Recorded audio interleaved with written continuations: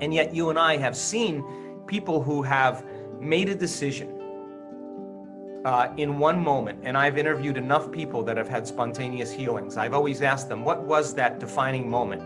And they say, you know what?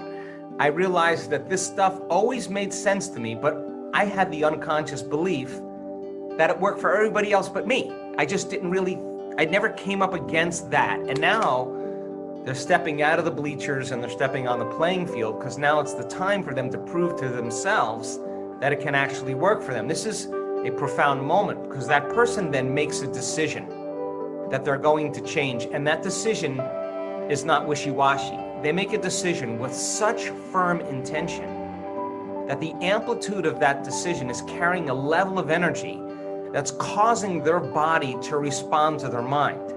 That the choice that they're making in that moment becomes a moment in time that they would never forget. And the stronger the emotion they feel from that decision, the more they remember the choice that they make. And that's a huge explosion in the quantum field. It's a nodal point where now they're giving their body a sampling emotionally of the future. And they will say to you, I remember the moment I decided to change. I remember the moment I made up my mind to change. And from that point on, it was no longer labor. It was no longer work. Of course, it was challenging, but they wouldn't miss a day because they made that commitment to themselves. And so it may take them 6 months to overcome their unconscious thoughts, their automatic behaviors and habits, and their emotional responses. And then all of a sudden, from the outsider who's looking in, that person has a transcendental moment and they think, oh, that person's so special. They're so lucky they had that moment. But they weren't watching that person's change in behavior, change in thoughts, and change in emotions that led to that moment. And that elegant moment then, where they are transcendent of their personality, is the moment that that intelligence that we are connected to, whose signature is wholeness and oneness, whose signature is pure love, whatever bliss, ecstasy, can move through us. And that's the moment that the body begins to heal. That's the moment that there's a change in our biology. There's a biological upgrade that takes place. And more people are beginning to experience that, because it's the 4-minute mile. You witness the 4-minute mile and then everybody jumps on. And that's the important point in history right now, that information is so readily available that when you see a person in your workshops or in my workshops stand on the stage with stage 4 cancer and tell their story from start to finish, and it's not a glamorous Hollywood version, and they lost everything, and they lost family, and they got worse, and then they got a worse diagnosis, but they never gave up. And they stand on the stage and you're looking at truth. This is the example of truth right in front of you, and that person doesn't look young and buffed and a vegan. They don't look like they got it all. They just look at a normal person, and that's when everybody leans in and looks, because they want to know that that person is telling the truth, and they are, because their experience of what they did is helping somebody in the audience with a similar condition. And that's when all of a sudden the person says, if that person can do it, I can do it. And they step into that footprint. And the cool part about it is, many times they do it, that change, in half the amount of time. Well, it's in the field. There's information, a footprint in the field, and there's evidence right in front of the person. And then that 4-minute mile becomes somebody else's opportunity to prove to themselves that it's actually possible. And so then, just like an infection spreads amongst a community and creates disease, and all of a sudden health and wellness become as infectious as diseases. And I think this is the time in history where it's not enough to know. This is the time in history to know how. And finally, people are latching on to that. The altruism is an important element, because one of the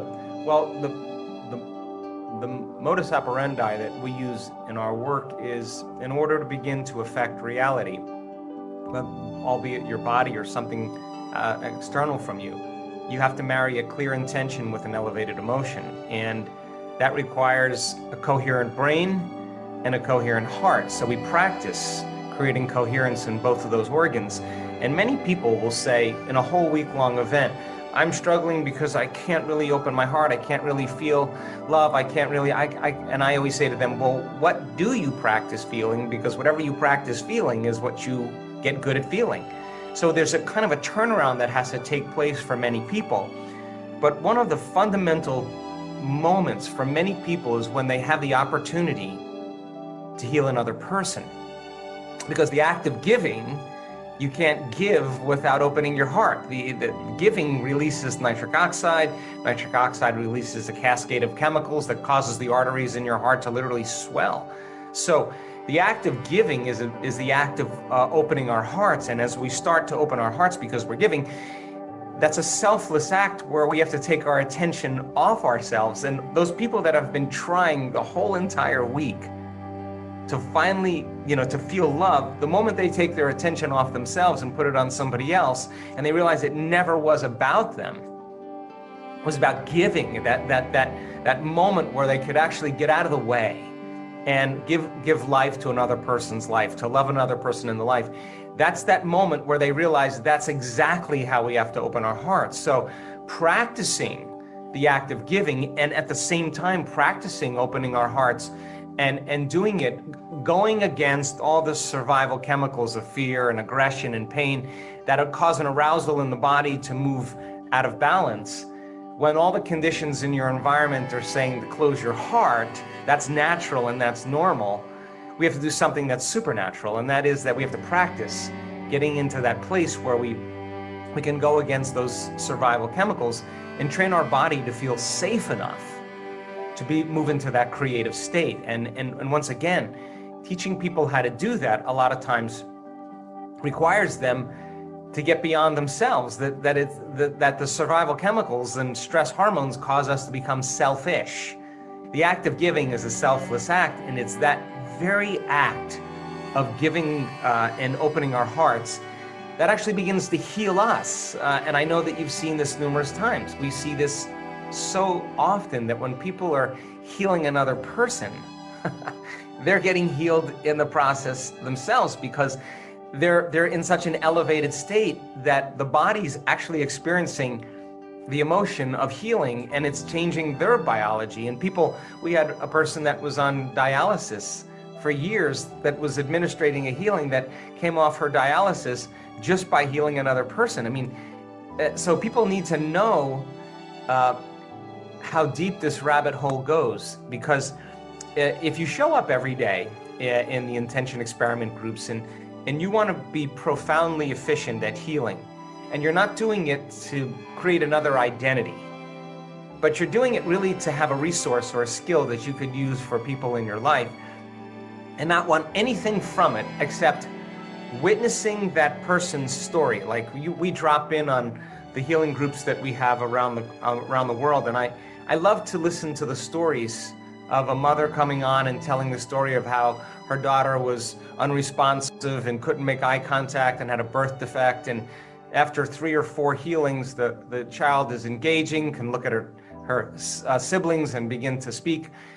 It's not that matters the most. What matters the most is the emotion of the healers when they're sitting there and everybody has tears in their eyes because they knew on some level they changed the person's life.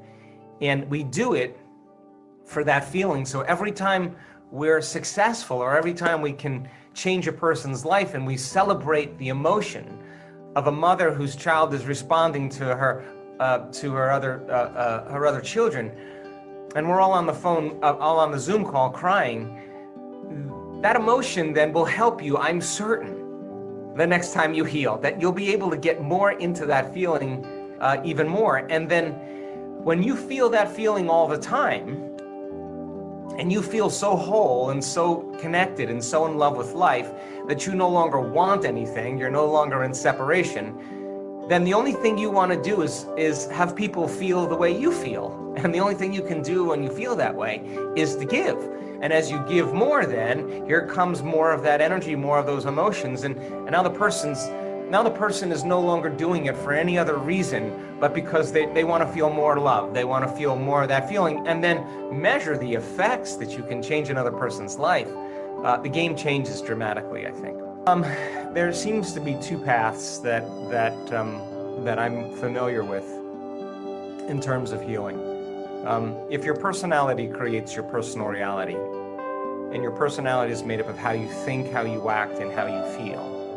And you want to create a new personal reality, a new life. That means you're going to have to change your personality, which means you're going to have to make some changes about yourself. And that means you're going to have to start thinking about what you've been thinking about and change them. You're going to have to become conscious of your unconscious habits and behaviors, even how you speak, and modify them.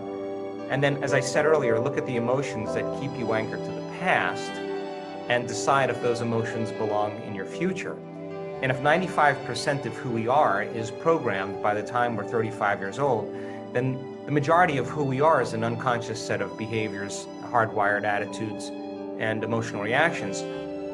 So the first step to change is becoming so conscious of your unconscious self that you don't go unconscious in your waking day. And that's back to that idea of having a great meditation, then getting up and returning back to your same self again. There won't be much change that will take place because you're back to the same biology. So now we have to prime the brain and body into a different state. So once you become conscious of who you no longer want to be, and the word meditation means to become familiar with, that's what it means, to become so familiar with those states of mind and body that you wouldn't go unconscious throughout your day. But to prime the brain and body then would be, what thoughts do I want to fire and wire in my brain? And with attention and intention, begin to install that hardware. And if you keep installing it, nerve cells that fire together wire together. Now that becomes the new voice in your head automatically. Then if you said, okay, how am I going to be with my boss? How am I going to be with my children? How am I going to be with my coworkers in this day? Let me think of a greater way to be. If you sat down and closed your eyes and you mentally rehearsed who you were going to be, there would come a moment, if you were truly present, that the brain would not know the difference between the real life experience and what you were imagining. And you could literally prime the brain by installing the hardware to look like you've already done it. Now the brain's no longer a record of the past, it's a map to the future. So then, if you can repeat that enough times, the firing and wiring takes the hardware and creates a software program, which means now you have circuitry in place to automatically behave that way. If you keep doing that, that becomes familiar to you. Then you say, okay, how would I feel if I accomplished everything I wanted to accomplish in this day, that I demonstrated greatness, that I stayed conscious the entire day? What would be the emotion that I would want to teach my body to feel before it's happened? So then you got to trade pain, suffering, guilt, unworthiness for this elevated emotion, and you would want your body to become familiar with a new chemical state. The act of doing this enough times begins to change the brain circuitry, change the brain chemistry, change the hormonal secretions, and change our gene expression, so that in time, the person literally becomes someone else. So they overcome the old self to become a new self. That's the one way. The other way is that transcendental moment where the person finally reaches the point where they're so engaged in their internal process that they dissociate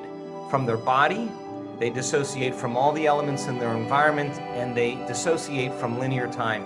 And that is the moment the door to the quantum field opens up. And if they're able to run into it or have an interaction with it, we tend to see that the change is more spontaneous and more in real time. In other words, the transcendental moment where they connect to that signature of wholeness is being displayed biologically in their body in a matter of seconds. And sometimes it's a combination of both, but really it's just giving people numerous opportunities to overcome themselves, numerous opportunities to connect, and taking knowledge and information and applying it and personalizing and demonstrating it until they have the experience or experience the truth and begin to embody it. And if they keep doing it enough times, they become that knowledge. And that's going from philosopher to initiate to mastering something.